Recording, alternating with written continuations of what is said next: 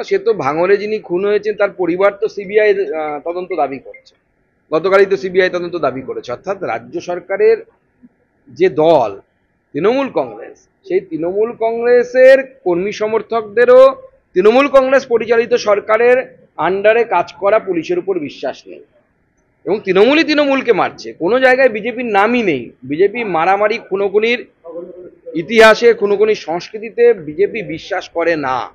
BJP তাকে গোটা দেশের সামনে আনতে চায়। যেমন আজকে আপনারা দেখেছেন যে রাষ্ট্রপতি নির্বাচিত যারা সাংসদ সদস্য হয়েছে তার মধ্যে কেরলে একজন সদানন্দন মাস্টার বলে তাকে মাননীয় রাষ্ট্রপতি তাকে মনোনীত করেছেন।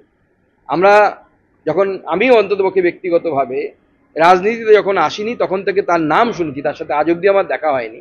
আমরা তার গল্প শুনেছি কেমন করে তিনি বামপন্থী আদর্শ ছেড়ে আমাদের আদর্শে যখন তিনি অঙ্গীভূত হলেন, তাকে রাস্তার মধ্যে নামিয়ে বোনের বিয়ের জন্য গেছিলেন, 2 পা কেটে দিয়েছিল বামপন্থীরা, এবং সেটা যেন জোড়া লাগানো না যায় সেই জন্য গোবর মাটি এগুলো লাগিয়ে দিয়েছিল ওই ক্ষতস্থানে, যাতে পরে প্লাস্টিক সার্জারিও করা না যায়।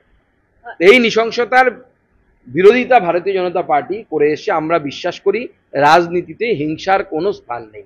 কারণ আমাদের উল্টো দিকে যিনি আছেন বা যারা আছেন তারা আমার বিরোধী হতে পারেন, রাজনৈতিক বিরোধী হতে পারেন, কিন্তু শত্রু নন।